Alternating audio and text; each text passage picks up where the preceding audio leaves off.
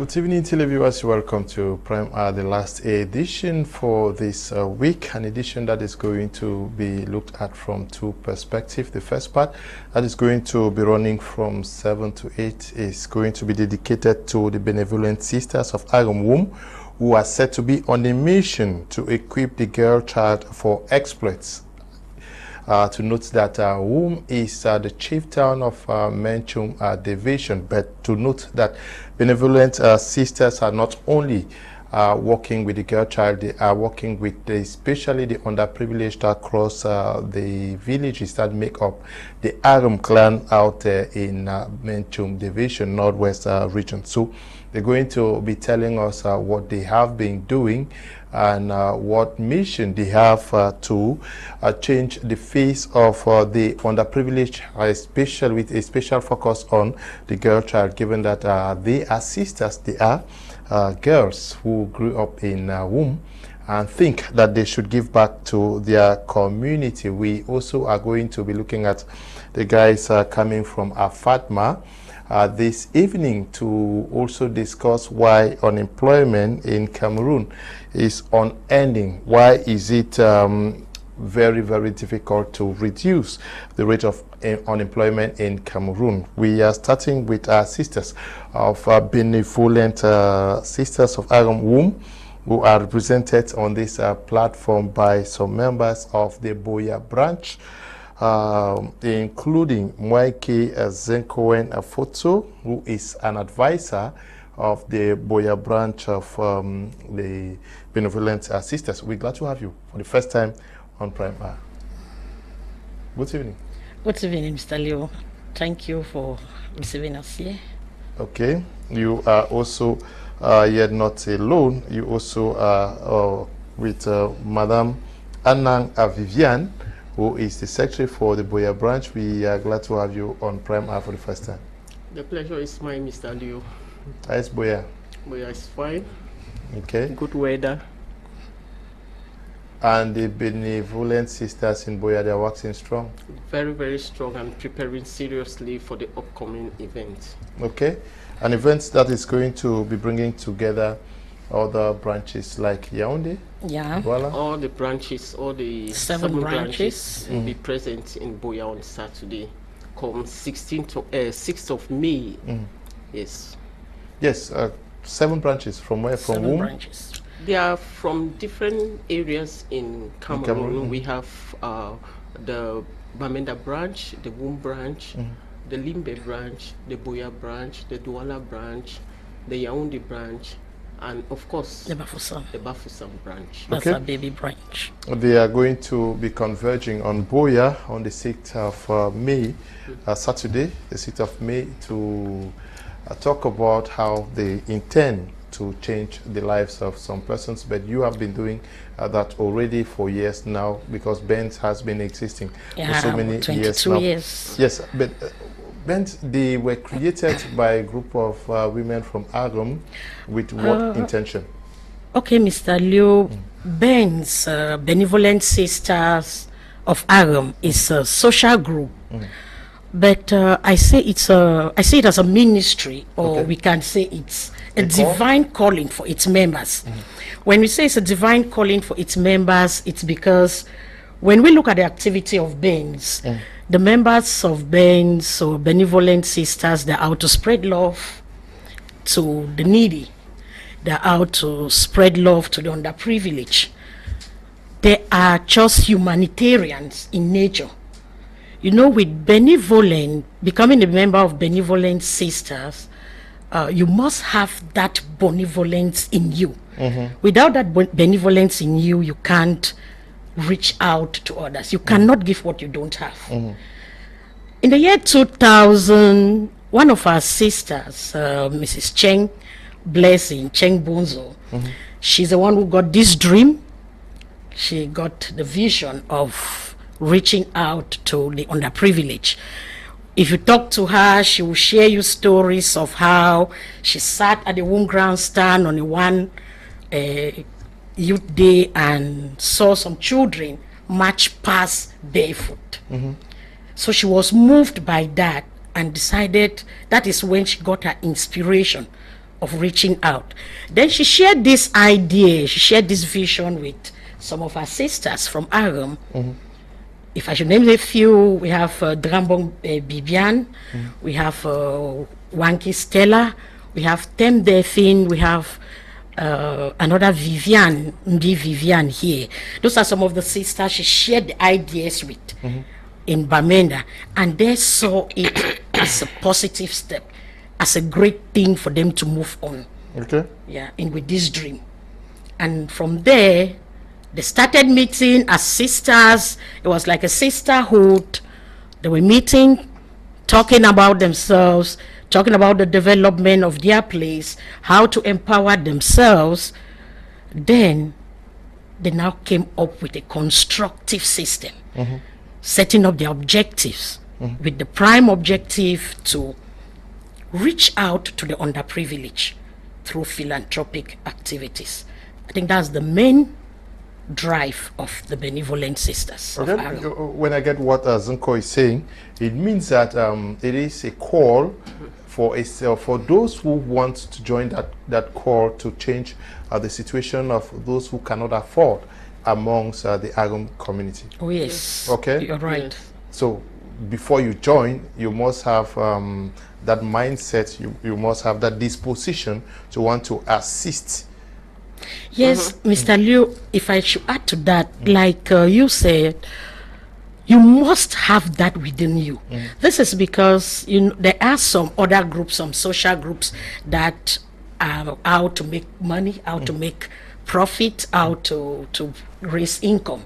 But unlike that, Benevolent Sisters of Aram are not such a group. Okay. That's why you would not hear that they are looking for funders. You won't hear that they are looking for sponsors, because they want to reach out by themselves.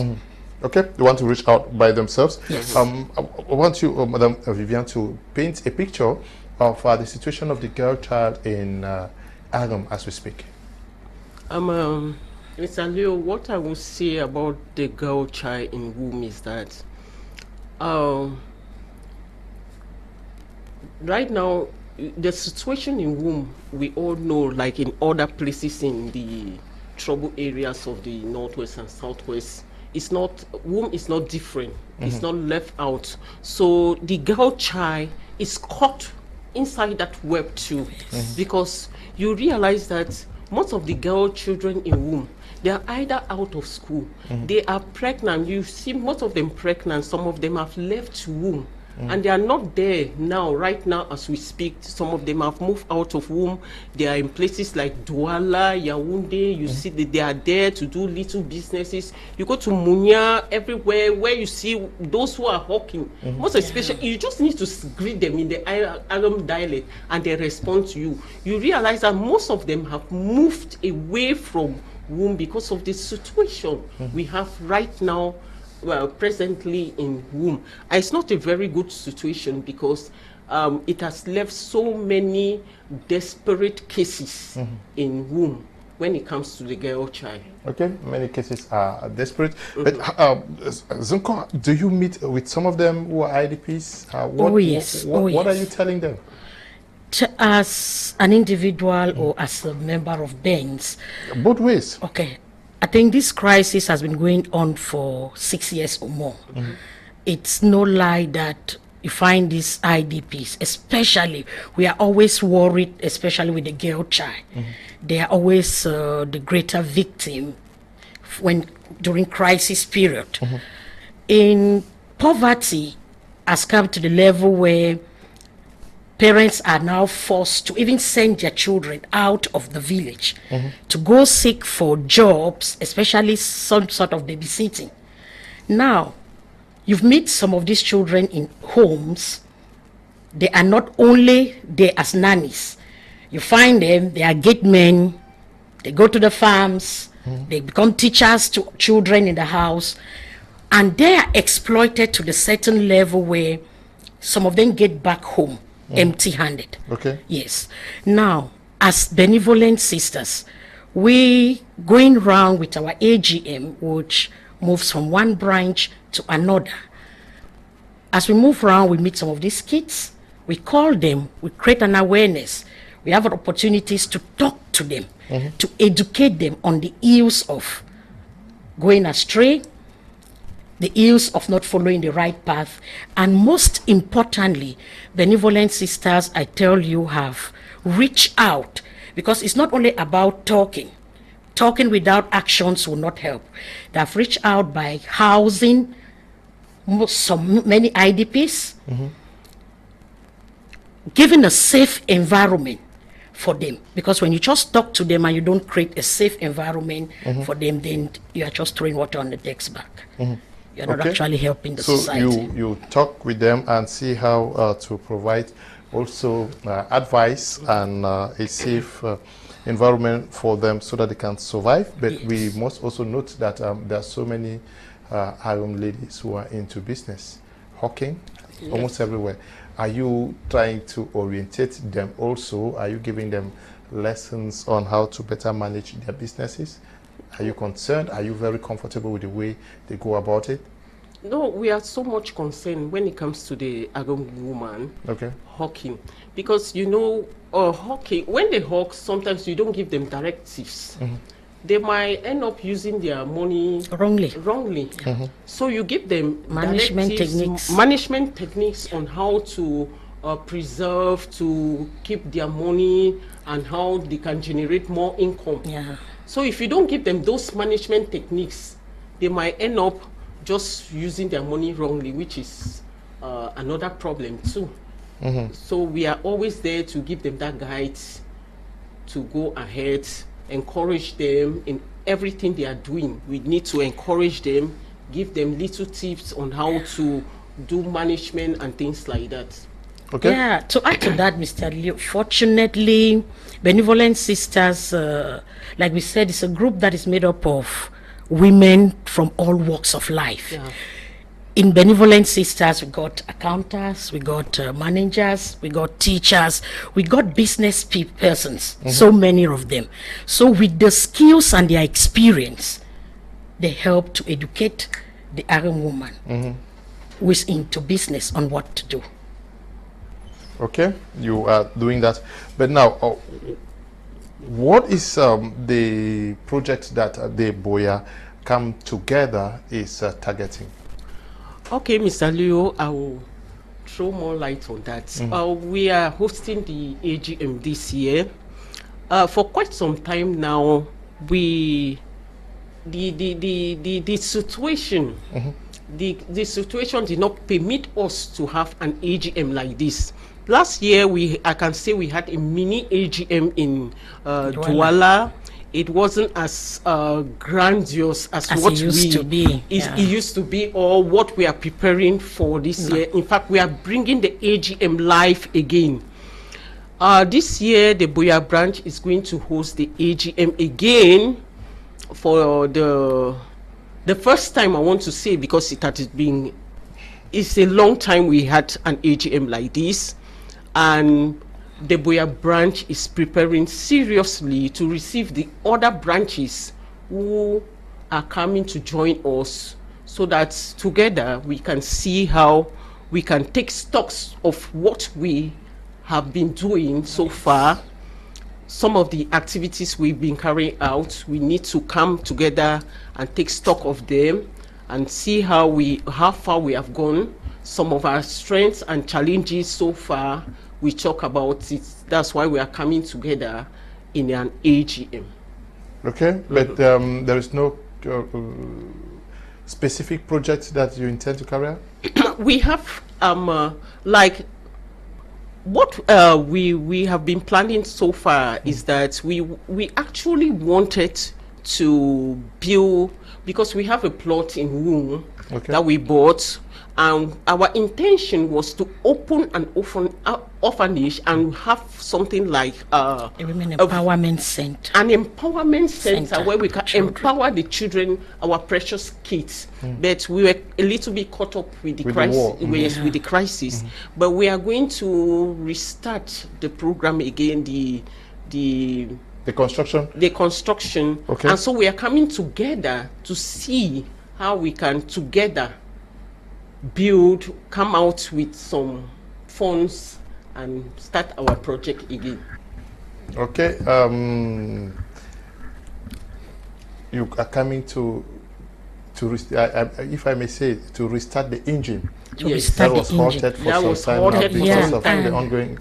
Yes, and Mr. Leo, restarting this engine, like you said from the beginning, all the branches, all the 7 branches are coming together, and we want to use this platform to throw a little light on how we got to these branches, and expressing our gratitude to some persons, because when it started in Bamenda, which is the mother branch, and we have Womb, which is the home branch.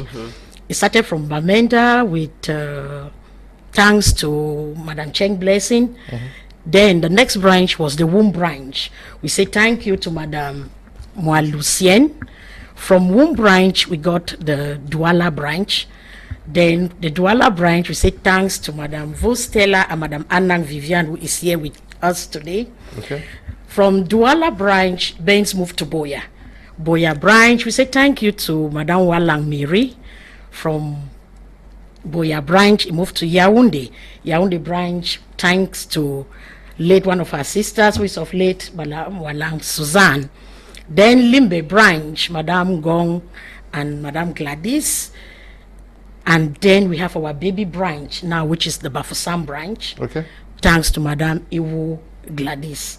I think we want to really give them, express our gratitude to them for this great work that they have done so far. And having these branches too, having these 7 branches, these branches has been led by a national body. These national bodies, or the national body rather, we've had leaders there. And each of these leaders, I tell you, have come with a unique quality that have spiced up the activities of Benz. If I should mention some to you, the first national president we had was Madame Compton Regina. If I should say something special about her, I'll tell you, she came into Benz and reinforced the idea of effective communication. That is when Benz just started. She brought in the spice of effective communication among its members. Then followed was Madame Cheng Blessing, Cheng Bonzo. She came in and she continued to reinforce the drive she had, the vision she had, to see that it goes right into the future. After Madame Cheng Blessing, we had Madame Wanki Stella. Madame Wanki Stella being so dynamic, she was so being dynamic in nature, she was so good in taking those, even those unpopular decisions, as far as they are for the is for the group, good of the group. She was good in taking those unpopular decisions. Then Madame Wotsima Olivia was the next who came up as national president. She came up with character. She came up with integrity. She came up with accountability. Presently, our present national president, Madame Nincha Veronica Ka, we still want to use this opportunity to say courage, because barely 1 year that she has been in office and preparing for this AGM. This is the first AGM she's going to host. You see her, she embodies, she carries like the character of all the other presidents. She managed crisis. You see the character in her, you see the accountability in her. We just want to tell her, Madam, we are behind you. Boya is doing everything to see that your first AGM, the first AGM, you will be as the national president. You're going to enjoy it. Okay. We are going to enjoy it. Tell me what Benz has been able to achieve since its creation. You say it is a group for a select few who are called to touch lives. So you cannot give what you don't have now. So you guys are all endowed with this attitude of giving. Okay. Yes. What have you done so far since creation for the population of Agam? Like our objective, we said we are out to reach out to the underprivileged, And so far, we have done our best. We reached out to so many kids in womb, orphans. We don't call them orphans, we call them our precious Children, kids. yeah. We have been able and successfully send some of them to school. Like example, I will give an example of Cedrick. He went through primary, secondary school, and went right up to Nsah in Douala and graduated. He's presently in Yaoundé doing some small job there. That's thanks to Benevolent Sisters of Agam. And then we have another case, Brandon, who went through primary, secondary school and went to GTTC, womb, graduated. And with Brandon, it has been a case that we actually went extra miles to manage that case because Brandon was sick. He has been to the theater 3 times. He had a growth, and we had to manage that case until he's fine. He went through school. He's out now doing, and he even registered for HND. He has gone back to school again after completing from GTTC womb. He's now back to school again to do an HND. And presently, we had 3 girls who passed the GCE ordinary level Last year. Yeah, last year, and they are going to lower seats. And we have 3 other girls who are in upper seats now. We are waiting for their results, and God willing, they are going to make it. That notwithstanding, last year we were able to, this rentrées scolaire, we were able to reach out to about 200 kids in womb, give them bags, books, Yeah. for rentrées scolaire. Okay. So that is what you've done so far. And to add to that, last year, Benevolent Sisters went into partnership with the Womb Council. Okay. Yes, they went into partnership with the Womb Council and carried out a project on strategic participatory development in times of peace. And during this seminar, they invited women or representatives from women groups all over Agam. From Christian groups, we had women from the CWA, the Baptist women, the Catholic women, the Full Gospel women, the Fulanis. And at the end of this seminar, Benevolent Sisters, they spent 2 million francs and more to buy farm tools for these women. This idea came up because due to the crisis, we lost count of some of our kids. We could not find them, some of the kids. But because the Benevolent Sisters, they have it as a program to make sure they have an activity to reach out to these kids every year. They could not allow these years to go by. So they decided to now extend these hands to the needy women, to our mothers who may be lacking in one way or the other. And also at the end of this seminar, we had scholarship. Scholarship was granted to 180 kids, like Ben's Vivian have just mentioned. Scholarship was granted to 180 kids, and materials, school materials were bought for about 200 kids, with our precious kids inclusive.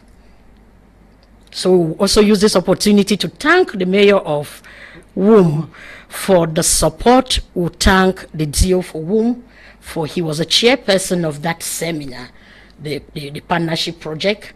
We want to thank them for their support. We want to thank the Womb branch, the home branch, for all the planning, the organization, and everything they did to make sure this project was successful. While you are converging on Boya for the reignitement of what is going to be driving Benz forward, what are the challenges that Benz has been facing so far?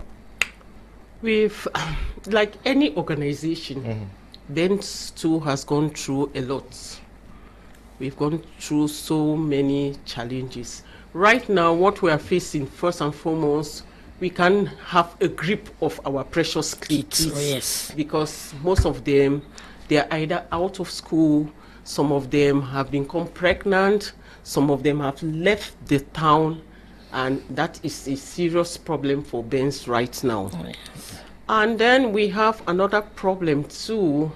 You know, in the various branches, you have little problems that you find everywhere. Oh, yes. Everywhere we have those little problems, but we, as women, benevolent women, we have a way of resolving some of those problems, those challenges.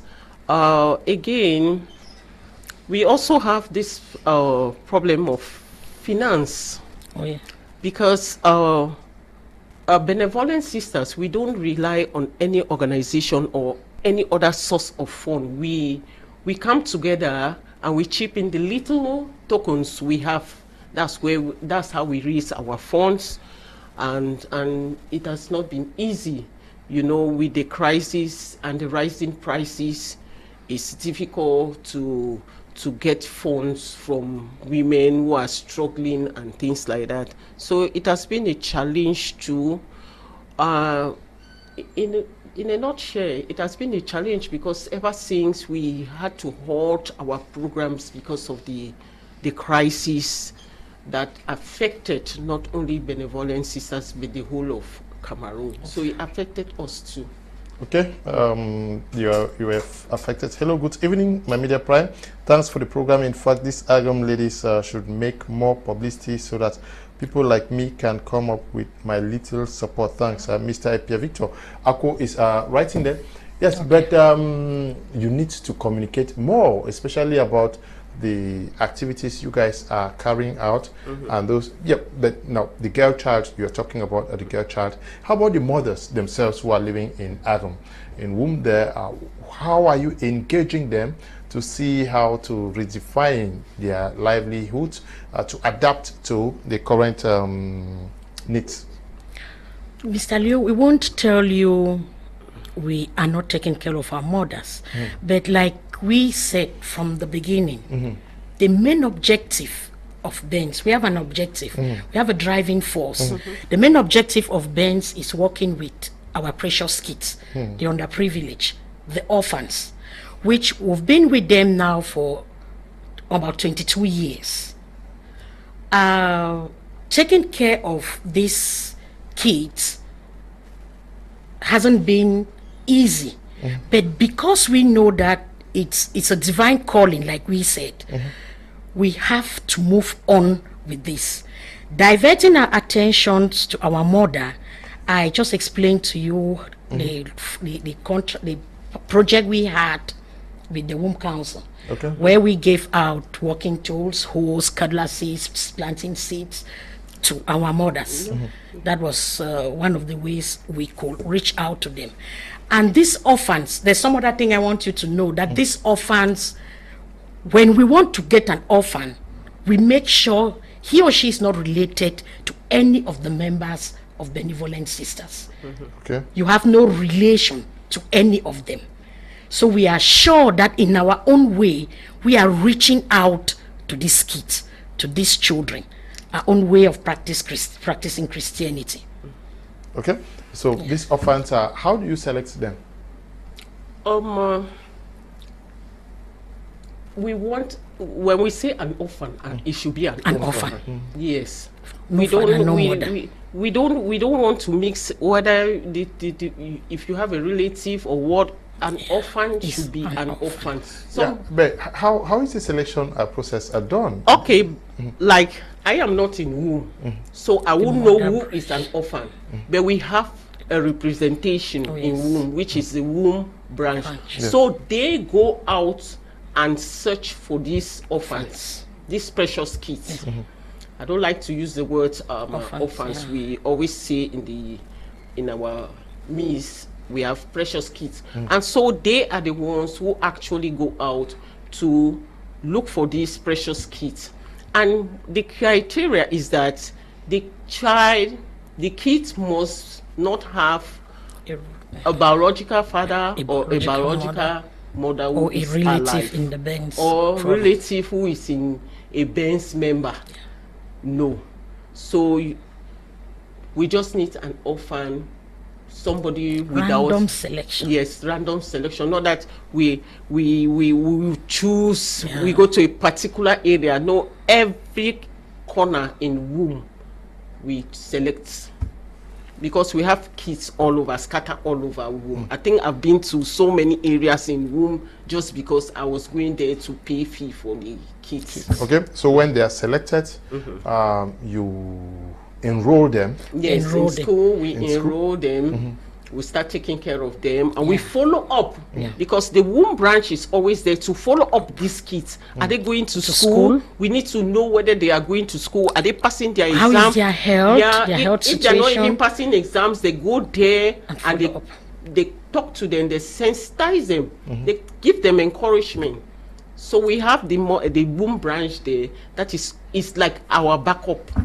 Okay. Yeah, and there was a time the Bamenda branch, the kits, precious kits, were even shared among members of the Bamenda to buy branch. them Christmas gifts. You take care of their needs. So you treat that child like your own.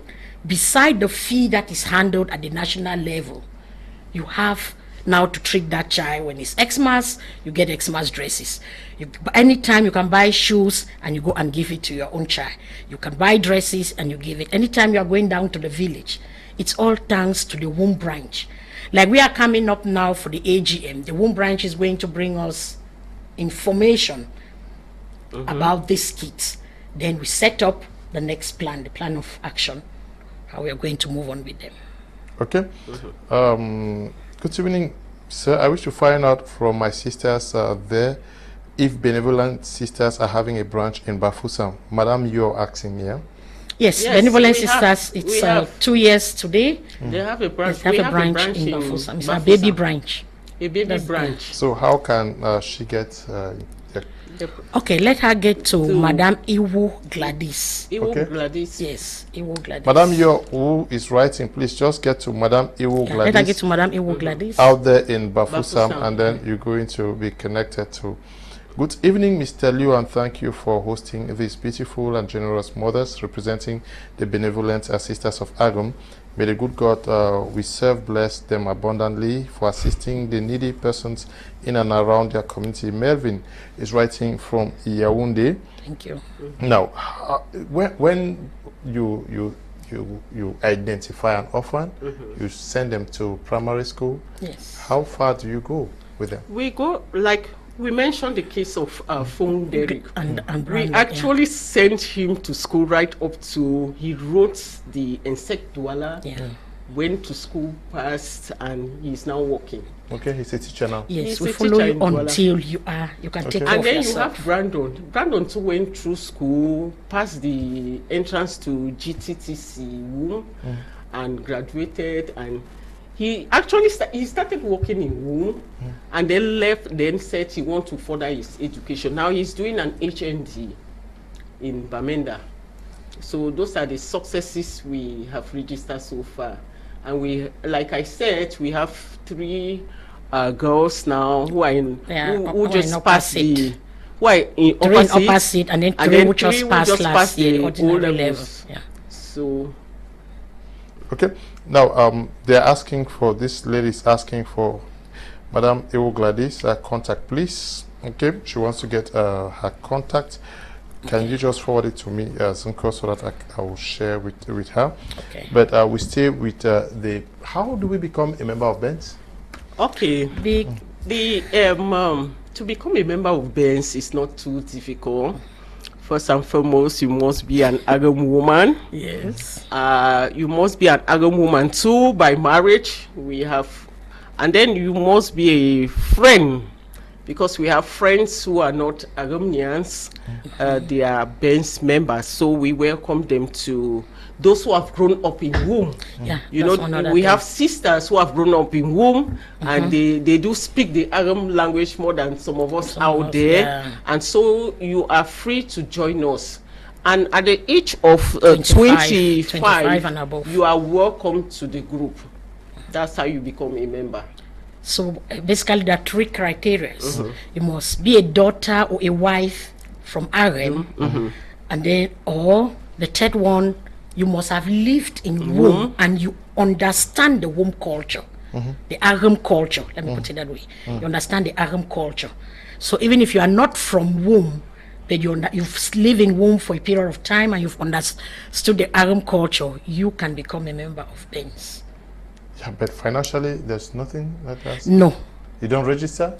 Okay, if you do register. Okay, like being a member, you belong to, you are a member wherever you reside, where you are living. You can be a member there. You register, you go. Each branch, okay, we have a national constitution, but within that national constitution, if you go back to the various branches, they will have something extra from that constitution that suits that branch. And so when you come in as a member, a new member, you want to belong to a branch where you are residing, you go to that branch. It depends now on the rules and regulation of that branch. Because in some branches, you might go, they give you about, they say we need 500 francs for registration. And another branch like says 1,000 francs for registration. And another branch, they will ask you to write an application. And they need to study your file. And then before they accept you into the branch. And as you are registered in that branch, you now do a registration to the national branch. Okay. You now do a registration to the national branch. It is benevolent sisters who are working to change the face of the underprivileged in womb Arem, and also focusing on the girl child. Sisters, how much support are the sisters receiving from the brothers in Arem? I'm talking about the fathers. How much support do you receive from them? I think that's wonderful. We've got a lot of support from the brothers of Arem. Yes. Not only from the brothers, from the youths. We've got a lot of support. If we have to go mention some of these names, let's begin with our national patrons. We'll talk of Mr. Charles Njukwe. We'll talk of Honorable Walang. We'll talk of Mayor Drambong Anthony and Mr. Aqua Patrick. Those are the national patrons of the group, and they have been with us all through. Even at the period when this crisis was on, some of them used to call to find out, to check on us. What have you people done? What are you people doing with the kids? Have people tried to find out? So we've actually got a lot of support from them, morally, financially, spiritually. We've gotten support from them. Okay, they have been supporting you guys. And after the meeting in Boya, you hope to engage in bigger projects or to continue with the empowerment project that has been laid fallow for some time now? Before I continue, let me say we have an office in Ewane. Okay. That has been closed for some time now. I think we are going to open the office? The office, our secretariat in Ewane. And then we are going to go back to that project because it means a lot to us. That project means so much, and we are coming together to raise funds to see how we can start up the project, and so that our precious kids, they have something doing. They should not just come out and then they start looking for jobs. I think if we have that empowerment center, we will be so happy to empower so many girl children in Womb. So the empowerment center, once it goes operational, it's going to be used only by only orphans? For orphans, yes. Okay. Yes, it's only for orphans. Well, they are going to learn trade from learn trade, tailoring, hairdressing, carpentry, mechanics, ICT. Those are the things we intend to install at the empowerment center. Okay, may we know how the Saturday is going to look like in Boya? Actually, this is what happens during our AGM. First, on Friday, we have the members coming from their various branches, And then in the evening, we have a come together, like a little reception, meeting each other, discussing. And then we go retire to our various homes. And then in the morning on Saturday, we come very early in the morning. We have breakfast, and then roll call from the various branches. We want to know how many members are found in all the branches, new members that have come in. And then the AGM proper starts with a meeting that we have only bench members that who at that meeting now we start deliberating. We want to know our strengths, our weaknesses, what we've done so far, what is the project at hand, and how are we going to continue with the project, how are we going to do, what do we want to do with the funds we have so far raised and the ones we want to raise. So we talk about our project and how far we've come. So in the evening now, we will recess now after the AGM proper meeting, and then we recess, then we come back now in the evening, we have gala.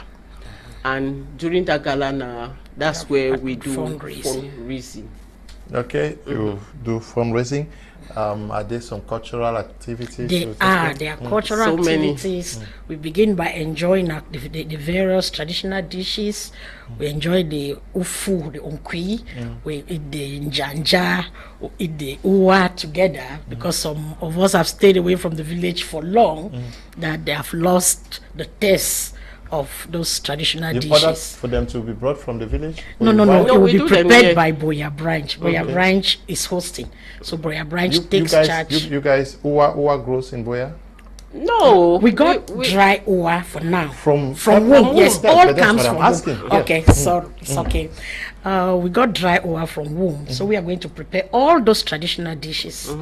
We eat, enjoy ourselves together, then we get into the traditional dancing. We have the display of the ufung, the dua.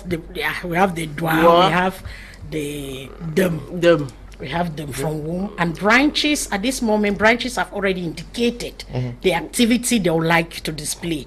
Because the fact that Boya Branch is hosting doesn't mean that it's only Boya Branch that will go on with activities. So all branches have already indicated the activities. If they're going in for dua, if they're going in for ufung, if they're going in for dem, yes, those traditional display. Even kasam, we'll have kasam. Yes. And I tell you, it is going to be a wonderful time. It's really going to be a refreshing time for the benevolent sisters. Okay. Good evening to you, Mr. Liu, and to our benevolent sisters of my precious village womb. I really appreciate what they are doing to orphans, and pray they continue inspiring the lives of orphans so they won't feel left out in the society. Secondly, Mr. Liu, I want to appreciate you and my Media Prime crew for the wonderful job that you have been doing. Through you, I'm seeing my beautiful village that I haven't seen in a long time.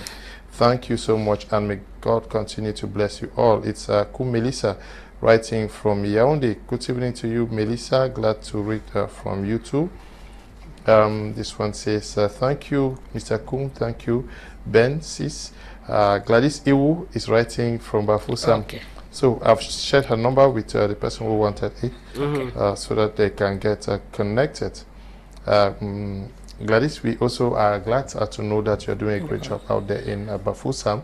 So it starts Saturday, Sunday. Friday begins on Friday. Arrival of the various branches. Yes, fundraising on Saturday. Fundraising on Saturday. Sunday, people are dispersing. We are dispersing. Okay. Sunday we disperse. Is my Media Prime invited?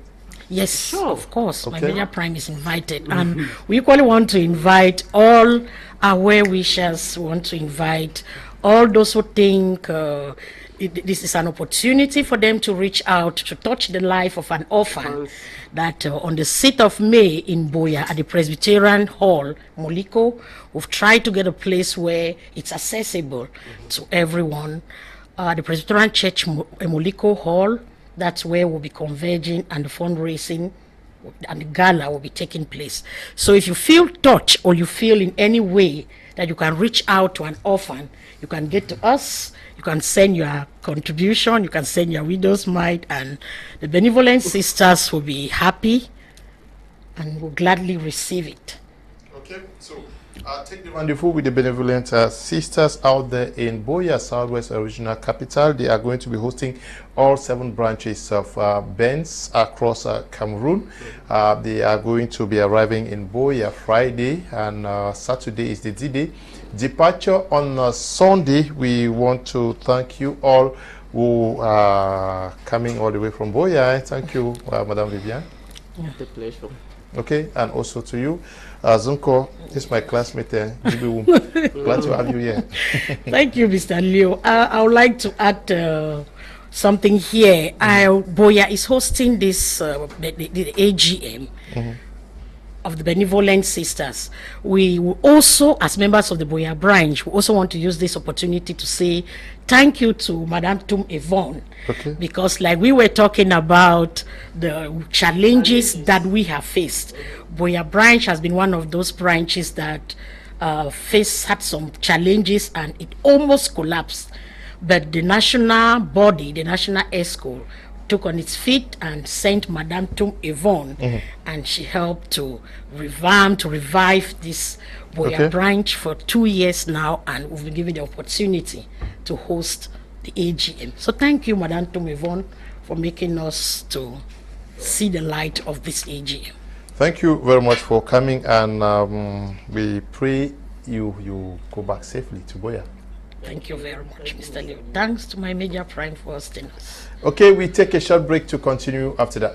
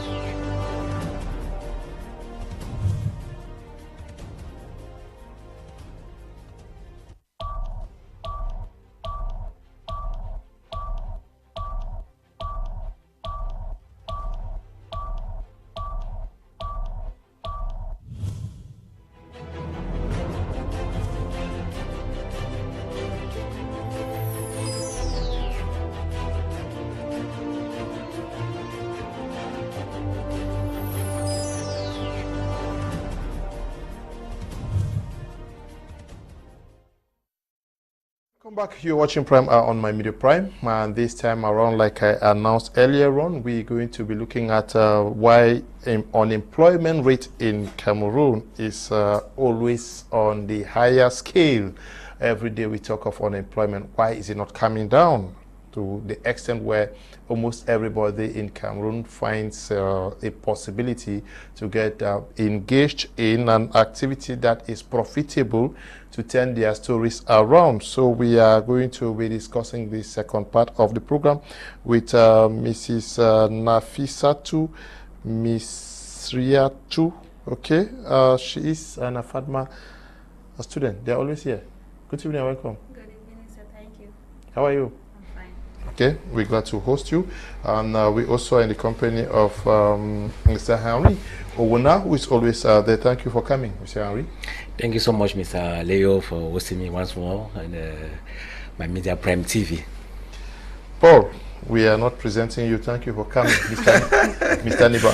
Yes, Mr. Leo, don't present me again. My Media Prime has made this place my home, and it's always a pleasure for me to come here and exchange my thoughts with Cameroonians who are thinking forward on how we can better share ideas and move this country forward. And today we are talking of a very pertinent topic that affects all households. So if you're watching your TV, make sure you send in your own ideas. Okay. When we talk about unemployment always on the rise in Cameroon, what would explain this, generally speaking? That's an amazing question, Mr. Leo, and thank you for raising that that topic. I really appreciate, because it's one of the main objectives of the African Academy of Digital Marketing, to help tackle this unemployment problem we face in Cameroon. So what is always the main reason why people are unemployed in Cameroon? Before I answer that question, Mr. Leo, it's important to note that according to the official figures in Cameroon, we have 3.7% of people that are unemployed in Cameroon. These are the official figures. But from my own observation, I think that should be more than 15% of Cameroonians that are unemployed. Now, what is unemployment in the first place? Unemployment is not someone that has actually gone to school, went to University of Douala or University of Nsah, finished there, then went back home and said, I'm unemployed. No, you are not unemployed. Actually, unemployment is a situation where someone has gone through a professional training. For example, you went to the School of Journalism. You got the training there, you got the skill there, and you are actively looking for a job, and you are unable to get that job. In that situation, we are going to say that you are unemployed. So there are people that are not having jobs simply because they don't have the skill. They don't have the training, the proper training. And we can't say that they are unemployed. So for you to be unemployed in the first place, you need to have a training. Now, why is it always high? The first reason and the major one why the unemployment rate is always high in Cameroon is the mismatch between the training and the professional world. What do I mean by that exactly? The training young Cameroonians get in school, being professional school or other type of schools, is not matching the demand of the job market. So people got trained in things like anthropology, like sociology, like psychology, which is not highly demanded in Cameroon. And after school, they find themselves without jobs. And so this is one of the reasons why the unemployment rate is always high in this our country. Very, very pertinent what you're raising. We are unemployed in Cameroon not because there are no jobs, but because what we trade in does not serve. Our community has no demand for what we have trained in. We have so many persons into programs. You have thousands of persons, millions of persons reading what Cameroon does not need. And then upon graduation, they want to work to serve who and work and where. Mr. Leo, you know, for people to be employed, it means that they must be involved in activities that generate or create goods or services that people consume. So if you want to look at what we... Can you fix the... Yeah, if you want to look at what we have in Cameroon and what we study in school, let's just look at this studio and what we are consuming in this room to see if what we have here are things that are produced by graduates in Cameroon. This is very evident around us. If you want to look at these microphones, the cameras, the TVs that televiewers are using to watch us now, and everything is not produced by us, because schools are supposed to, or schools training centers are supposed to train us to actually produce things that we consume. But if they are training us and we with what we cannot actually go out and engage ourselves in activities that can produce what we can consume, people are bound to be roaming around struggling to get jobs that they cannot have. Of which, on the other hand, what we are consuming now, other people in foreign countries are producing them and providing them to us, and we are consuming them, and there's no way we can be able to gain employment when we have what we have as mastery. We cannot engage it in activities that can generate something that people can actually consume. So just like Mr. Owona said, there must be that match. People need to gain skills that they can do something that can produce something value that people can actually consume. Are we aware that the unemployment rate in Cameroon keeps increasing because we are churning out from our universities, from our schools, persons who can actually not serve anywhere? Yes. Yes, Mr. Leo. Our parents are aware, because you find a father who is moving around town and saying that, well, Mary don't get degree no. Mary don't read, he read modern letters. He did house for 6 years, no job. You will say, oh, Paul don't finish, Paul read this thing, he did for 7 years. Do they really know that their children cannot have a job because of what they read? They are not aware. They are not aware because they trust the schools, they trust the government, and they know that what the government is providing or what the schools are providing are going to help their children to succeed. Maybe in their times, what they studied, for example, you have people who could graduate from standard 6 and they occupied certain positions in the country, but today that's not the case. So they are not aware that actually these things that people are studying, their children are studying, they cannot fit in the society. That's why orientation is very important. I always ask myself, I ask always, what is the work of counselors in schools? Because counselors are supposed to guide, young people.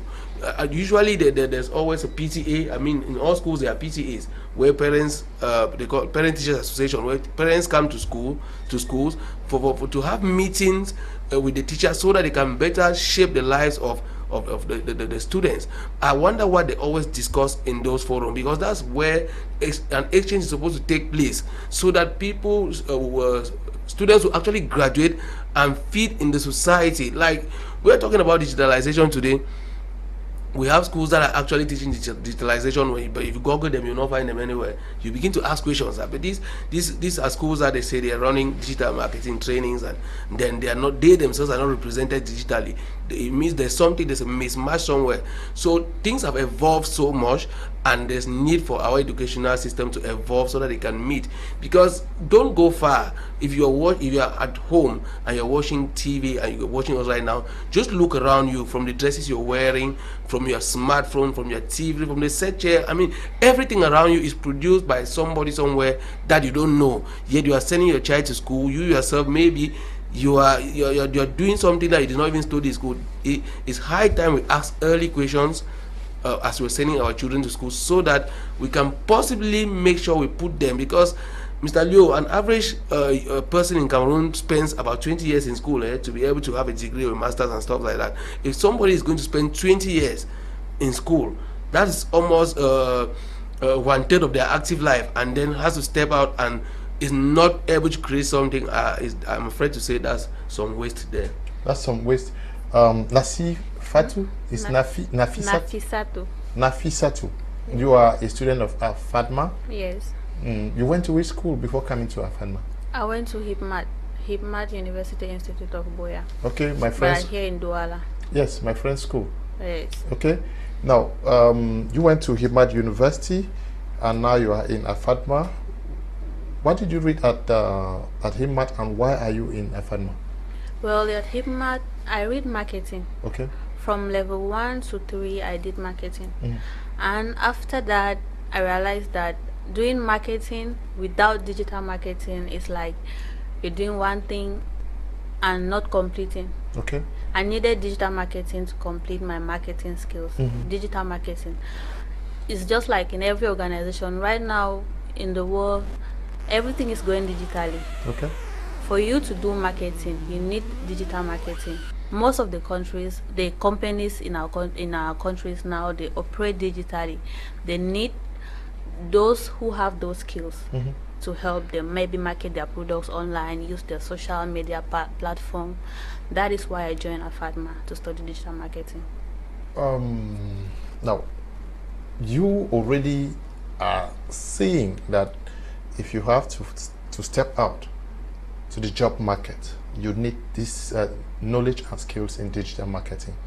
Who gave you this orientation? My boss personally encouraged me to do this. Okay. He ran an NGO, and I decided to volunteer for the NGO because I studied marketing. It's an NGO that mostly work online.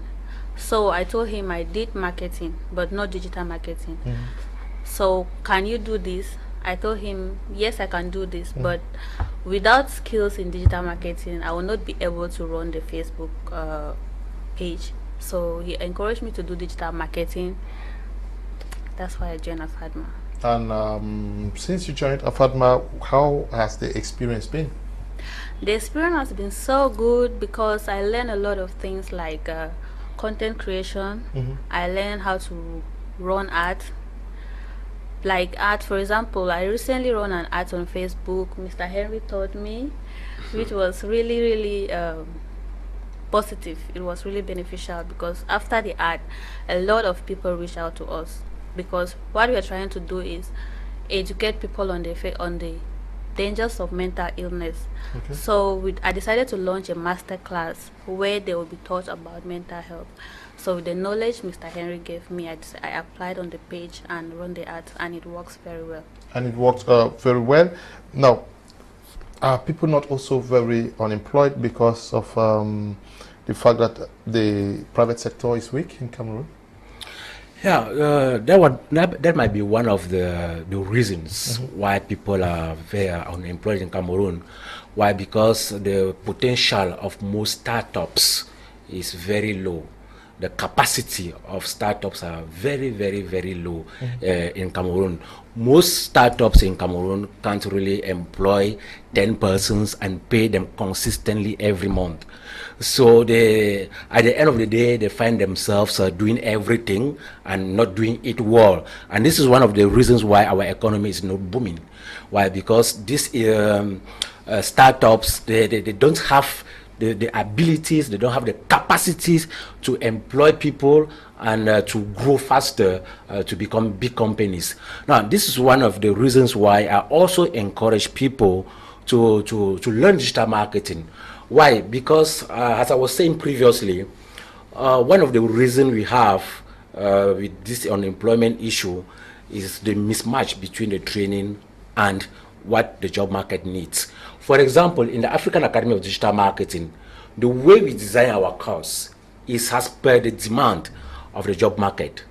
Example, this is exactly what I do before we add a course in the program of Fatma. We go online and monitor the job offers of companies, especially in the domain of digital marketing or social media management, and we see exactly what is the job description.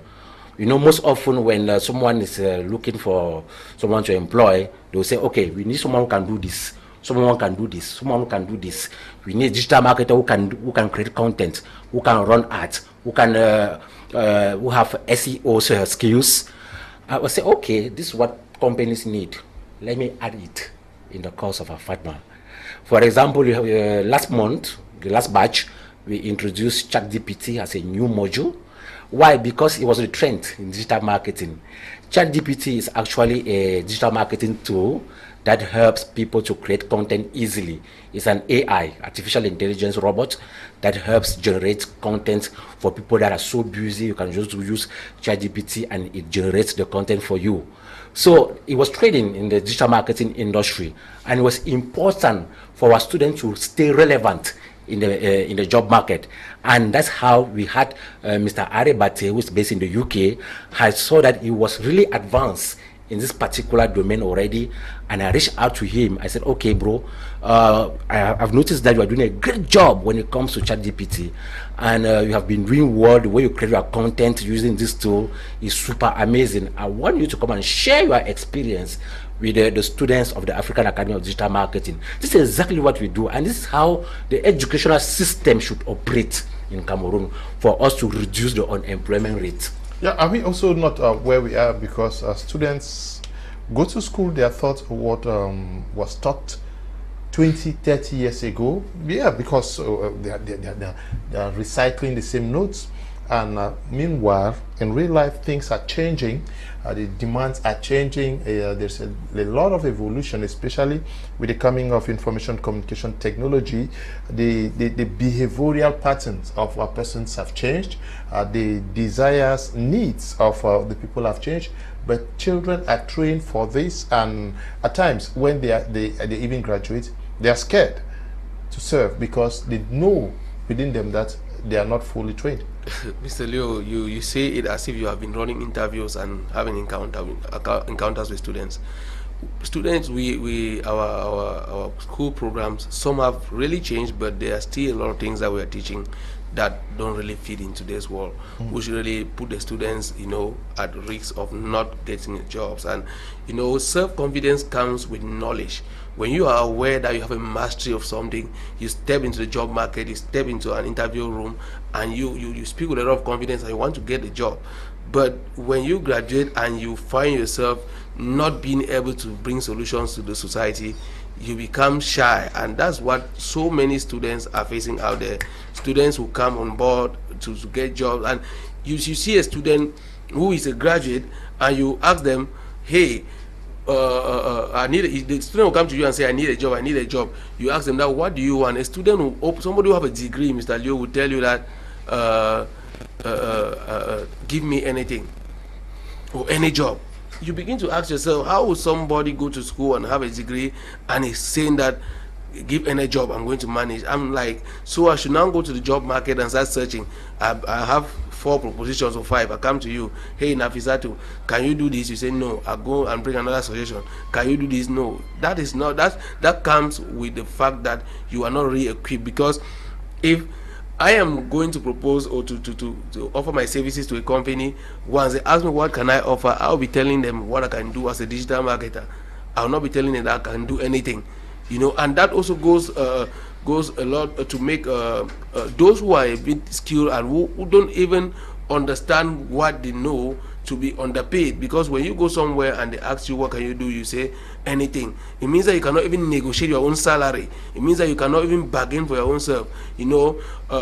Companies or corporate leaders who are not really honest will now want to pay you anything, and you want to desperately take that. Why? Because deep within you, you are not so confident about yourself. You want to get a job desperately. You are not even sure of the results that you are able of giving. So you'll be taking anything so that in case you don't deliver, the weight should not be so heavy on you. So there's need for constant reviewing of what we are teaching our students in school, so that when they are stepping out, I mean, we are not refusing the fact that some schools have not really stepped up, because I see, schools doing some practicals. My children come back and ask me questions that I marveled that at their age they are asking me such questions. But we are saying that we should accelerate that, because in the past revolutions, from the agrarian revolution to industrial revolution, Africa has always been behind. But today the internet is here and we have access to knowledge that people in Europe are also having. So we should be able to get that knowledge, so that if the other countries are accelerating, we too should be accelerating. Mr. Leo, I want to give some practical examples of what Mr. Paul just illustrated. I'm a consultant for one company. The lady who owns the company is based in Belgium, and she has 2 companies here in Cameroon with branches in Yaoundé, Buea, and Douala. So one day she reached out to me and said, Mr. Henry, please, I don't know if you are available tomorrow. I want you to run an interview for me, since I'm not there in Cameroon. I need an accountant. Please, can you help me run the interview? So the next day I was available, and I told her, okay, let me go to her office in Bali. So I went there, and the guy who came for the interview, okay, he met me, and when he started the interview, I asked him a very basic question. Okay, you are a trained accountant. Which application or software do you use for your accounting? I was expecting him to tell me things like Nsah, for example. He was lost. Like, what are you talking about? Are you serious? So, what about Excel? Do you at least master Excel? Yes, sir. I know Excel. That's what I use for accounting. I said, okay. I took my laptop, opened Excel, and I gave him a small exercise that me, without being a trained accountant, I can do within 5 minutes. And guess what? The guy spent more than 45 minutes on my laptop trying to just create a board, just small table on Excel, and put some basic information. It took 45 minutes, and the owner of the company was like, okay, please, can you do a video call? Let me see what exactly the guy is doing. And for 45 minutes, the guy was not done. And the lady said, oh, it's not okay. Why? The guy is a trained accountant, but mastered nothing. Recently, I wanted to hire a community manager for one of our clients. And there's this lady that reached out to me that she's a very good community manager. She was actually recommended by someone. And I told her, okay, very simple. I don't know you personally. I don't really need your CV. Just send me links of pages you have handled before or pages you are recently managing. The lady went low-key till date. She never came back. And the report she gave to the person who recommended her is that they are asking too much. Huh, like seriously? Just a link, just you to go and copy a link of a page you are managing, and I say that it's too much. I just understood that she never did this before. So these are the challenges that most young Cameroonians are facing. They leave school, and what they have in mind, they want to make the money right away. They don't have the time to actually work deeper in mastering their skill. And when they go for job interviews, they are unable to do what they have been trained on. So this is why it's very important for our educational system, our training system, to have things like professional internship. And that's what we do in the African Academy of Digital Marketing. At the end of the 3 months of training, we send you for 1 month internship, where you will go and practice what you have been learning throughout the 3 months. Mr. Leo. Yes, I want to talk with Misriyatou, who is a student, and she says she was encouraged to take up digital marketing by the boss. And do you think it's going to help you to be better in what you want to do? Of course, it will help me. It will help me a lot. Digital marketing. I did not just learn digital marketing. Okay. Even graphic designing. Okay. For example, the flyer you have on your page, I created the flyer. Yes, for today's program. Okay. So, as a newly graduate, what I've learned is when you graduate from school, don't just focus immediately on looking for a job that will pay you money, that they will pay you immediately. Propose to volunteer, propose to do internship, propose to learn something. At least, even if you don't have a job, there are things now, like nowadays, if you are focused on gaining the money, there are things now you can do without capital. If your problem is having a capital to start a business, there are some businesses you need zero capital to start them as a youth. If you're focused on the money, you can do that. For example, like the graphic designing, you can be a freelancer. You can, with a digital marketing skill, if you have one, you can propose to volunteer for a company and run their social media pages for them. Okay. I hope you volunteer for my media plan. Would you? I'm your intern. Okay. Your intern. Intern here or with Afadma? No, with my media prime. Okay. She's actually the one I assigned for my media prime. Yes. So she's supposed to come. Okay, she's supposed I had to complete my program before coming. Okay. Greetings, Mr. Liu and all the panelists. The reason of high unemployment in Cameroon is because Cameroon trained people to look for jobs, not products, or who can be job creators. It troubles me that in Cameroon someone trains in agriculture, finish, and he or she is not looking for a farmland but a government office. I wonder if the agriculture is work in the office, just to mention this particular one.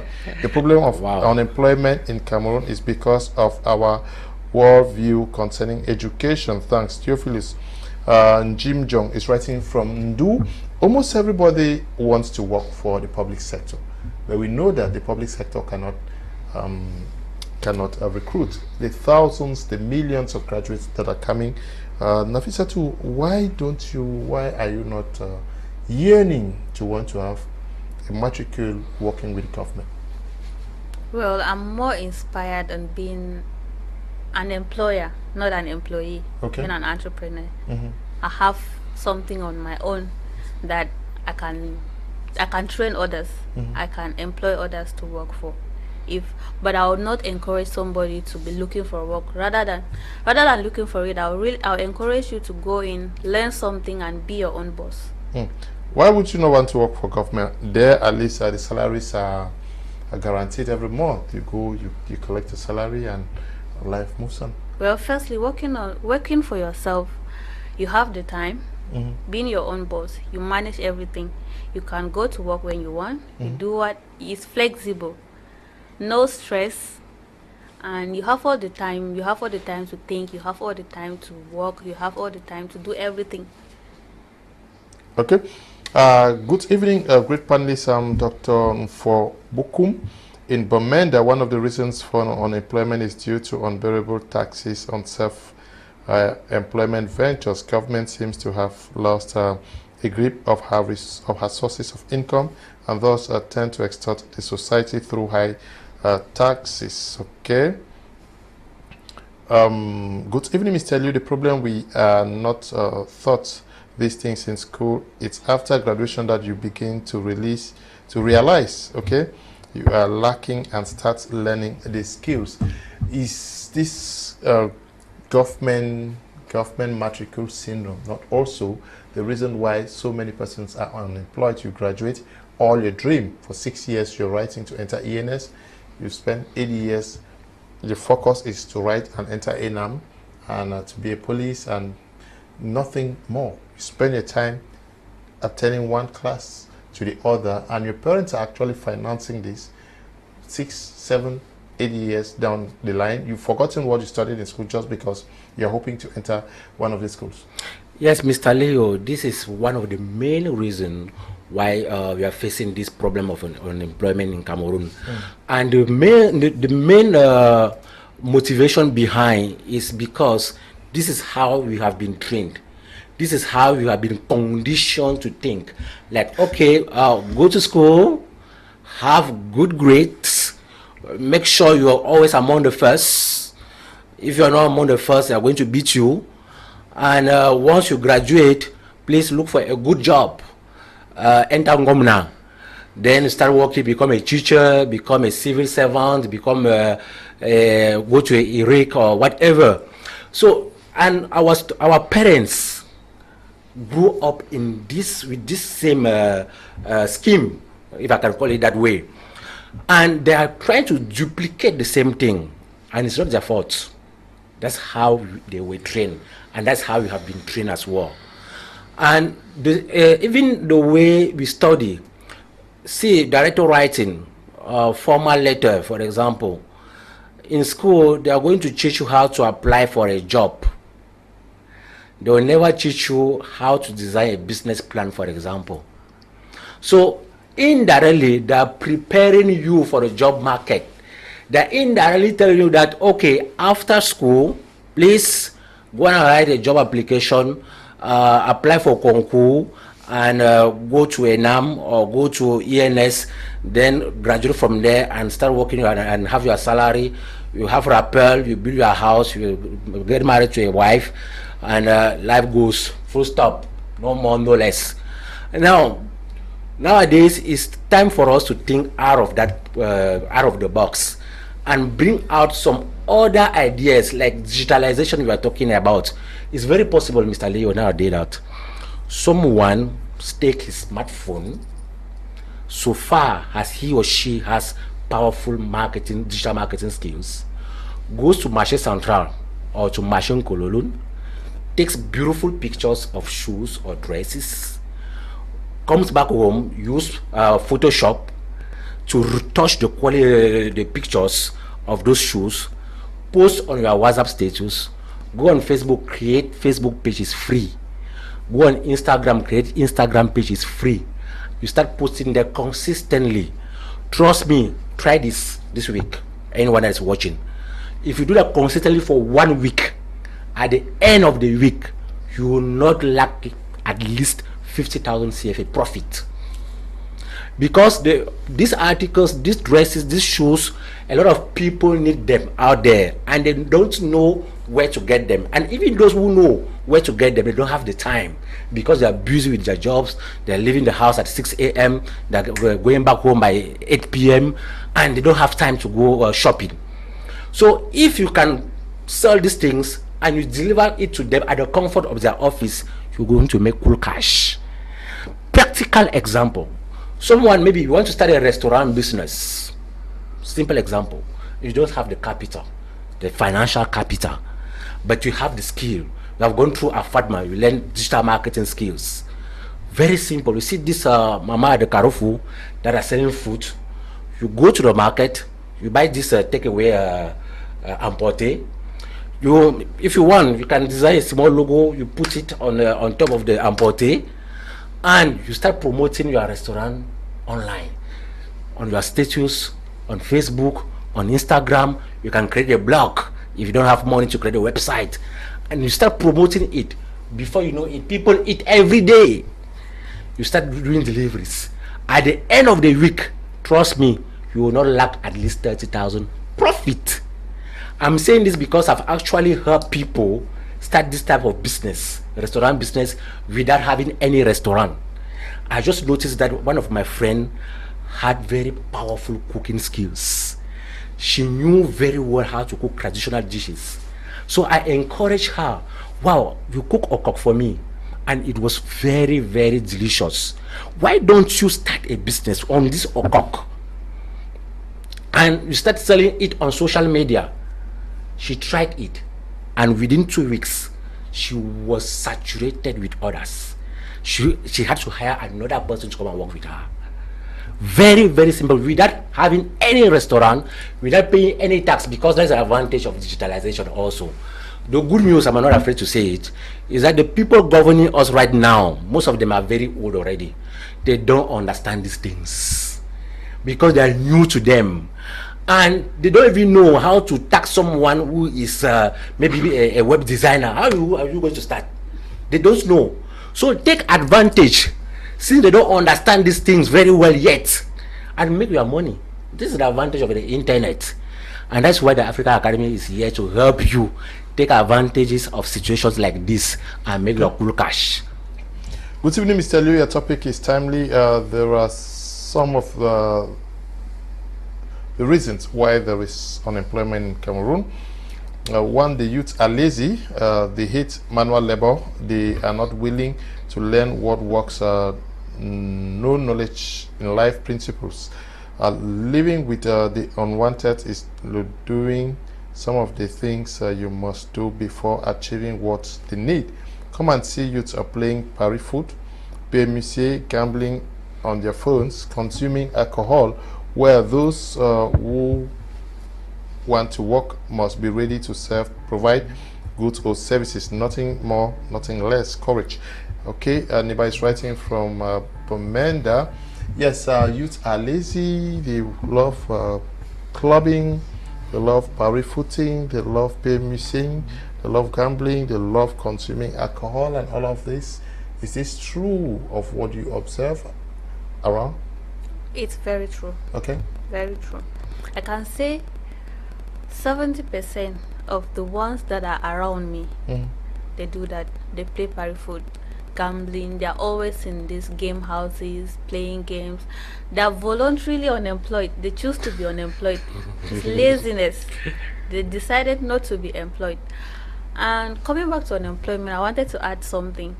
There are others, despite the fact that you go to school, you study something else, you come out and you're unable to get a job. There are others, there are people who study, the jobs are there, but they don't get it because companies always ask for experiences.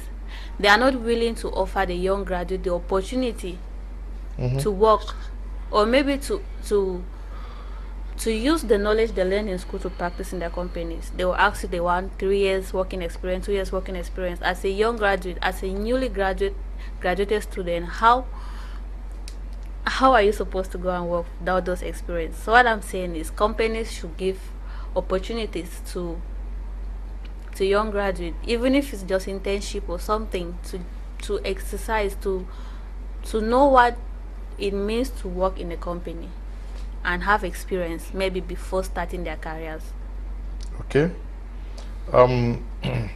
Mr. Liu, I was taught computerized accounting in school, but upon graduation I discovered I was completely empty and I have to start looking for someone to teach Me excel. It's frustrating. Mary is writing from Bambili. It's a farmer located in Bamenda. Mary, I've sent you Mr. Nibapol's number. You will just get to him and he will direct you on how to go to a FADMA, or I don't know, orientate you in any way possible. Good evening, Mr. Liu and the panelists. It's Shufai Henry from Bamenda. Please, can I have the contact of Mr. Owona and to ask if he has a branch in Bamenda? Okay. The contact is just on the screen. Check the numbers on the screen, the black part of the screen there. Neighbor Paul, you have 674 8602 36 and 675 95 2204. They're there on the screen. Okay. Yes, but many persons who are away from Douala, where the head office of AFADMA is, can they study online? Yes, exactly. People who are out of Douala, who are out of Cameroon as well, can study online. In fact, almost 100% of our program is online, except for cases where, for example, Misriyatou here, she's here in Douala and she told us, okay, I want to do this training, but I want to do it offline.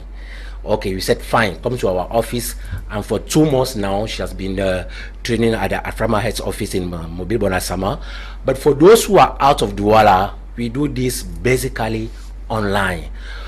Remember, during COVID-19 lockdown in 2020, what happened is that a lot of companies had to close down and actually fire a lot of staff as well. And by then, I was still an employee in one multinational company here in Douala. What they did is, okay, we are not going to fire you guys. You go home and you work from home. And every day we had meetings. This is when I discovered Zoom, that it was possible to have a video conference online. I was like, wow, like seriously? And I said, oh, Harry, put on your camera. Put the camera, and they see me, and it's like we are in a real life office. So it's very possible nowadays to be in Idinao, to be in Lembialem, to be in Kumbo, and learn digital marketing skills from experts all around the world. Some of our trainers are even out of Cameroon. You have trainers that are based in the US, you have trainers that are in UK, you have trainers that are in Belgium, you have trainers that are in Nigeria, and some are in Yaoundé. So all our trainers are not here in Douala, you see. And it's via online platform, because we are talking about digital marketing. So we are using digital tools as well in order to train you. So if you are in Bamenda and you are interested in learning these digital marketing skills, you can contact us via the number you are seeing on the screen. Seeing Mr. Ndebapo numbers are there. Write to us right now, because we are on promotion as well. We are going to benefit from 25% discount. By the way, the training is starting tomorrow. The fourth batch. Yeah, the fourth batch is starting tomorrow. So we have from now till tomorrow 12 p.m. latest if you want to register for our FADMA. And we can accommodate only 10 students again. That is the maximum, because right now we have 20 plus, and the maximum we can accommodate is 30, because the training has to be very practical and we need to do one-on-one follow-up with all our students. It will be very impossible if we have 50, 100 students to have a follow-up with them personally. So we are limiting each batch to maximum 30 for now. Maybe in the future, when our capacity will also increase, we might increase the number of students as well. So the available slots right now are only 10. And you have 25% discount in case you want to register. The training fee is 200,000 CFA.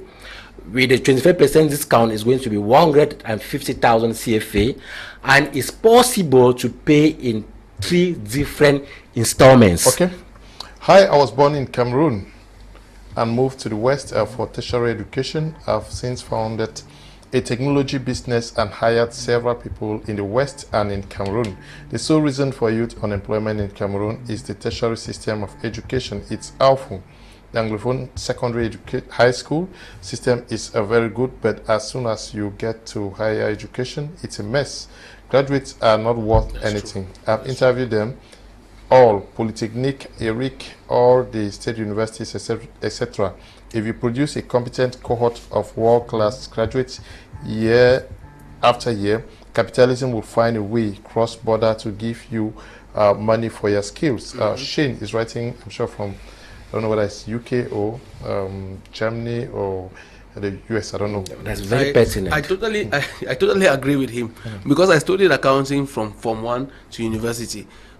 What I studied from Form 1 to offset, when I get to year 1 in the university, they started teaching us things that we learned in secondary school in first cycle. You know, it became some repetition. There was no wow something. There was no actually change that could really say, okay, we are now in university. So at that point, I was like, what was the need for us to come to university? So the point he's raising there about going to having the educational system being so good at the secondary level and not being the best at the university level, I think I can really testify to that. And as he's saying, yesterday we had a Zoom meeting with one lady in the US, MCJT, Mr. Owona and I. She too is too worried that they over there at the in US, they are sourcing out, you know, employment from other parts of the world, Asia, you know, India, for example. They give them digital jobs and they handle right there and they ship back to the US right in India.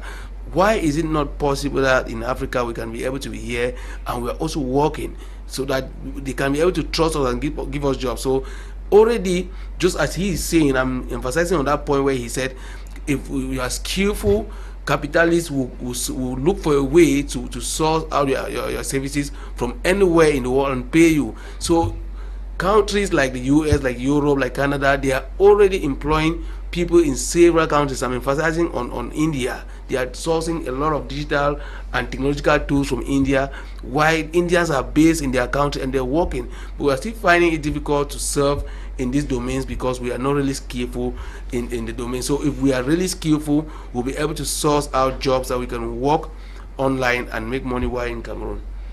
It's but normal for a country like Cameroon to have a high rate of unemployment. Our educational system is a major cause of high rate of unemployment, low level of vocational and professional training, lack of orientation of students at basic level. We have 10 regions in Cameroon. We have governors who are of retirement age where the younger generation work. We have more than 48 PCRs in state corporations who are in function out of the laws governing us. Cameroon has more than 1 million Cameroonians in active service who are supposed to be on retirement. Tell us why the rate of unemployment won't be high. Dagwe Roger is writing from Marwa. Good evening to you. But somebody raised this issue of persons being essentially lazy, parry-footing, gambling, and we live very high lives, sophisticated lives without actually working. How do we raise the money to live these lives? Because when they say go for training, the first thing that comes to our mind is it is expensive. But almost everybody who says there are no jobs has money to party and to go do other things. Mr. Leo, you know, there's something that Star Daddy wrote on Facebook the other day. I think Mr. Joybert also wrote something in that same line.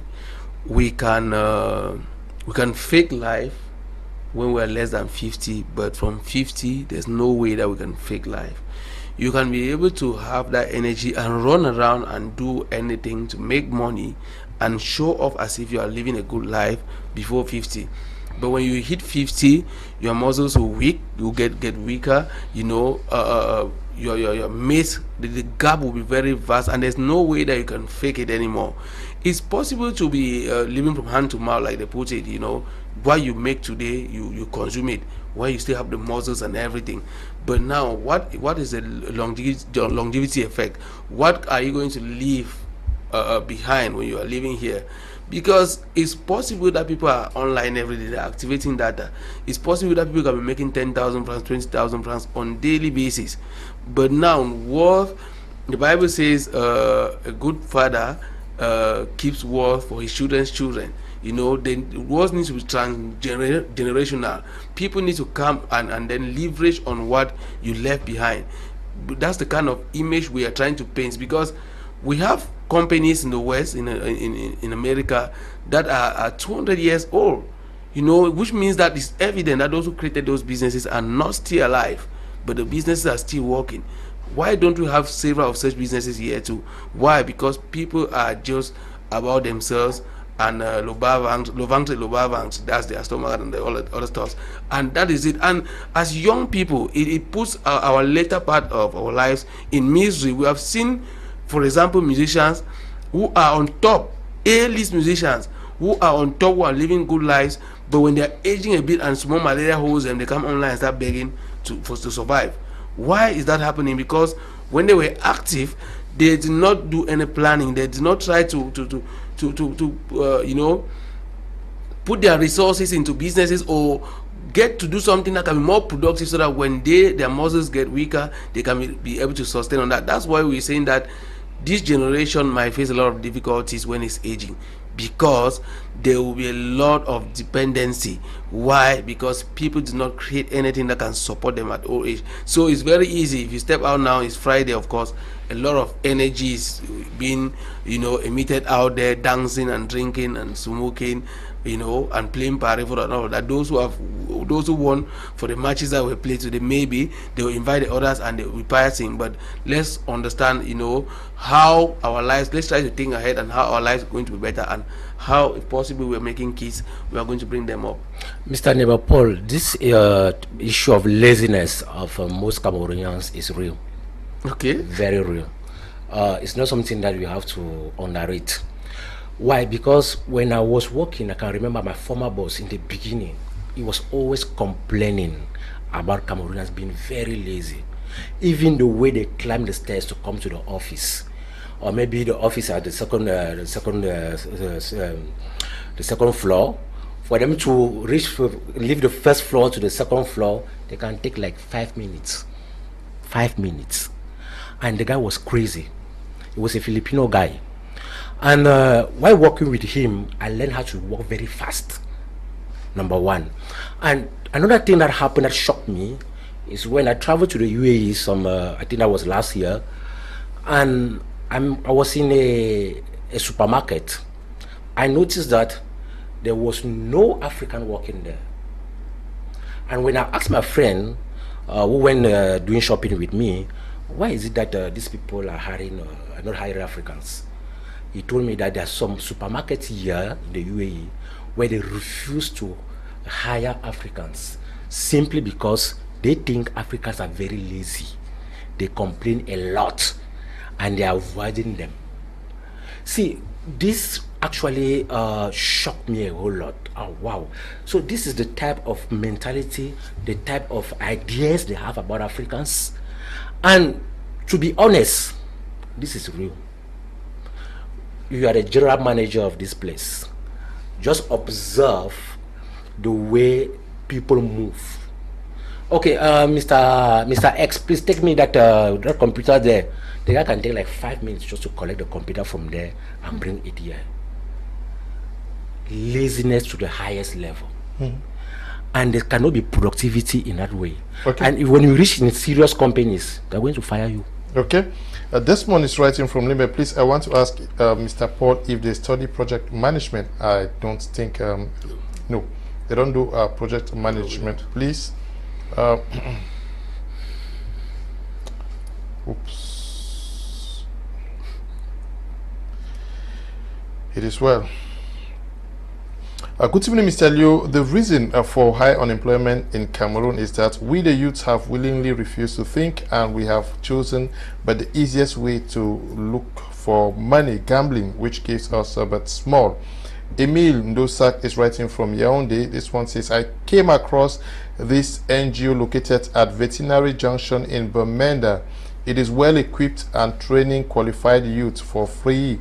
Guess what? The expert in shoe works is still to receive a single applicant. So it's really unfortunate with some of these Android youth. Do you have the impression that young people who go to school today take out time to identify what the society needs before they even choose what they want to read? Or we just want to have certificates and be known in our quarters that I am a graduate, I hold an HND in this? I'm sorry, can you repeat? I didn't get the question very well. I'm asking that when you look at your peers, the young people who are in school today, Yes. do you people sit and study whether what you want to do is demanded by your community? Is there a demand for it? Or you just study to have a name that I am a graduate, I hold a degree in this and that? I, for one, I did not. Okay. I did not. I was not oriented to do marketing. I went to the university to do something else, and then at the end I ended up doing marketing, not even knowing why I did marketing. But my decision, I don't regret my decision today choosing to do marketing. But I think a lot of youth that are going to school just to earn a degree, a certificate, because they don't know what they're going to do. They don't even ask for advice. They don't even ask for orientation before going to do it. They just go to do in order to have a certificate. Yeah, but is this not also where it is dangerous that almost everybody is just going to school for going sick? Nobody actually cares what the outcome of what they are studying. Yes, Mr. Leo, there's some kind of I don't know whether it's a blind or something. There's something that when you're in the classroom, you are not even seeing the reality. That's the simple truth. When I was in the classroom, the things I'm seeing now, what I'm saying, what I've seen after classroom, after graduating some 13 years ago, what I've experienced has totally shaped my thinking.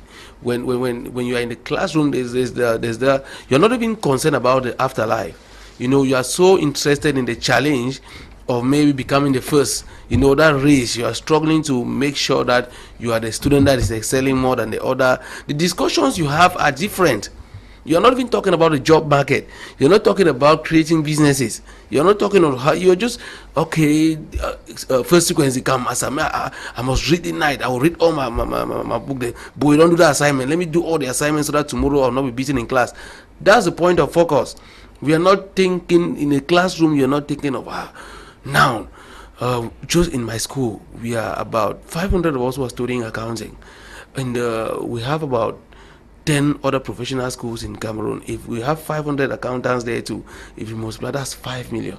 If this 5 million go out in the job market today, how are we going to find jobs? How are we going to feed in the job market? If we can ask those questions right in the classroom, I think we are going to perceive the world differently, and we'll start trying to focus on what we can actually contribute to the society. And one thing about students, when they understand certain things about real life, they want to step out of school. For example, the difficulty we are having, as I told you, with Kadieva, that we came with her here the last time, we're struggling to keep her in the classroom. Why? Because she wants to study computer engineering, but she's doing a lot of personal development, and then she's already ahead because she's using the internet to study. She watch YouTube videos, she goes on Google like crazy.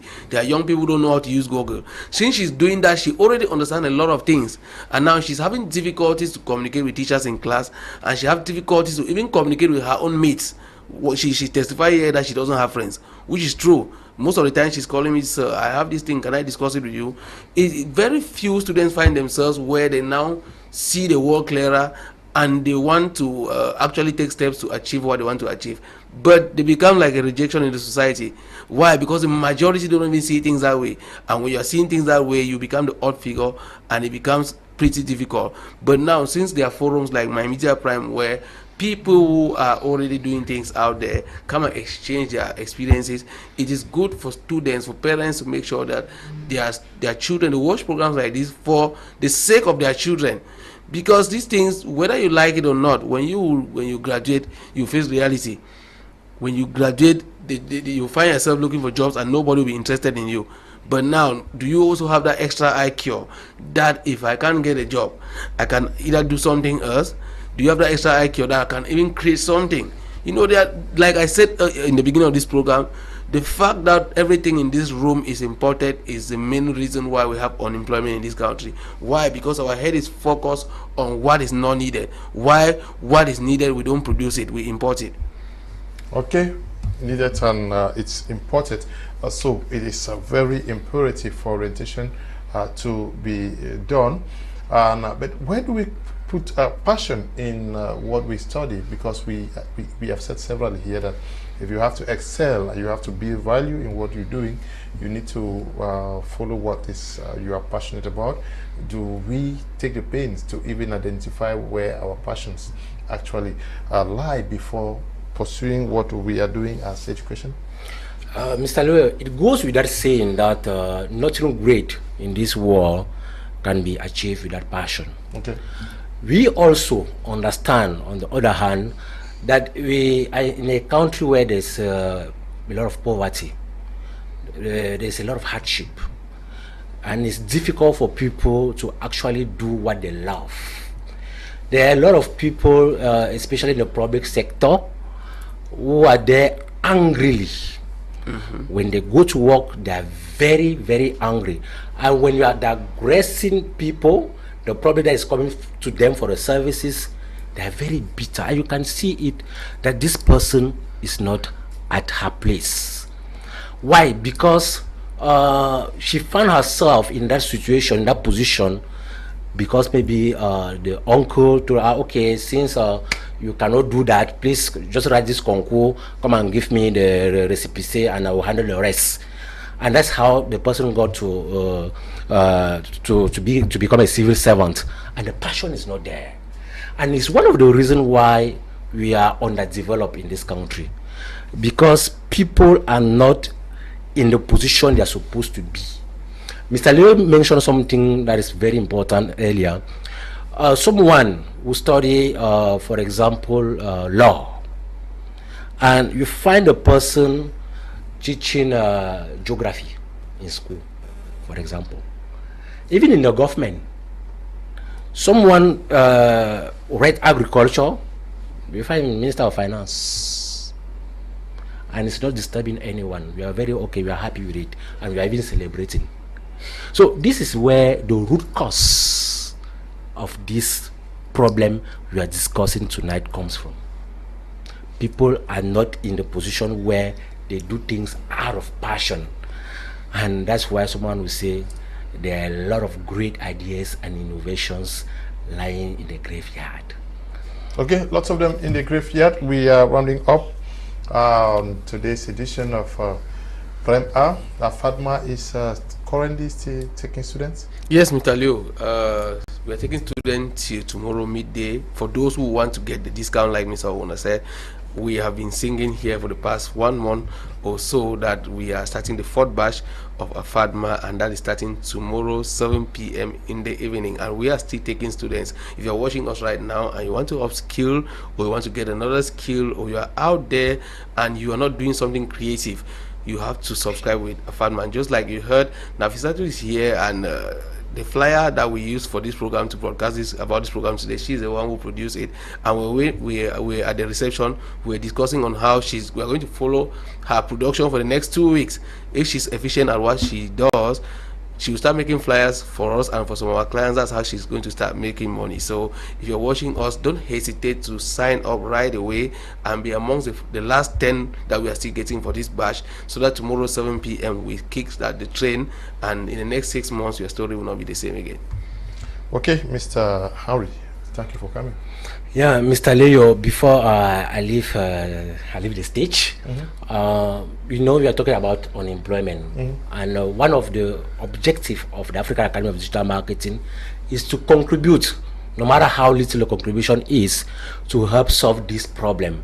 And this is why once you go through our training program, at the end of the program, if you are good, we are going to hire you, and if we don't hire you, we are going to position you with some of our clients. For those who want to be freelancers, be business person on their own, we also help you by giving you our clients. We start working with our clients, number one. Then number two, another thing, like right now, we need a customer service representative. So if you are watching this program and you have powerful customer service skills, you can reach out to us by writing any of the WhatsApp number you see on the screen. Mr. Nebapol numbers are there. Write to us, provided you are very good when it comes to customer service, because you'll be the one attending to our customers in the African Academy of Digital Marketing. And this is one of the benefits of all those students who are going to enroll for this program. Remember, there's 25% discount. In addition to this discount, the discount means instead of 200,000, you are paying 150,000. And in addition to the discount, you are getting a free copy of my book on digital marketing, From Competition to Dominion. In addition to the book, you are also going to get the opportunities to work with some companies here in Douala and out of Douala, and also with some of our clients. We give you our own clients so that you can start making money. So don't hesitate, write to us right now after this program, because the training is starting tomorrow, and benefit from the discount before tomorrow midday. Thank you so much, Mr. Leo, for having the African Academy of Digital Marketing on board tonight. Misriyatou, thank you for coming. Thank you, sir. Before I go, I want to say something. Yeah. I want to tell you that if you want to register at African Academy of Digital Marketing, they don't only train you for the courses you see. African Academy of Digital Marketing, they train you, they give you professional development. I, for one, Mr. Neverpaul can tell you, he has struggled with me. He asked me to create content, to make videos, to talk. He wants to see how I am in front of the camera. I told him I cannot do that. He has been forcing me, insisting, running behind me. I had to take the challenge. This is the first time, and I told myself that I can do it, and here I am. So if you're there, join African Academy of Digital Marketing. If you join them, it's either you're going to Afadma or you're going to Afadma. Okay, thank you very, very much for coming, all of you guys. And thank you, Mr. Henry. Thank you, and Misriyatou. Thank you, and to all of you who took time off to watch not only this edition of Prime Hour, but across the week. We say we are blessed having you guys out there. Thank you to Desmond and Eli for production, Tabby, Tambe Brian for supervision. Have a splendid weekend. Good night.